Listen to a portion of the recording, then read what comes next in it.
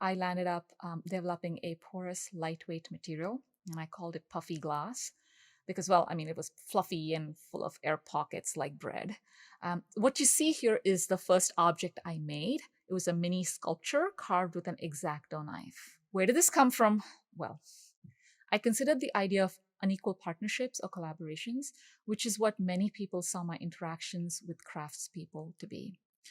I decided to play this out using two materials in particulate form. So there was the high maintenance particle, glass, because it demands like this elaborate infrastructure to be transformed from grains of quartz into its molten foam and specialized equipment to work with. And then a low tech material, processed organic matter, flour, basic food grain.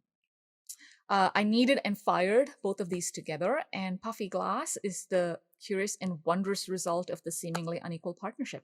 I often think of imagination as the moment or place when knowledge systems come together and fail to be comprehended immediately. And puffy glass was precisely that for me. It was the result of my imagination about a material that did not exist before and just came together from these two values I was trying to put together.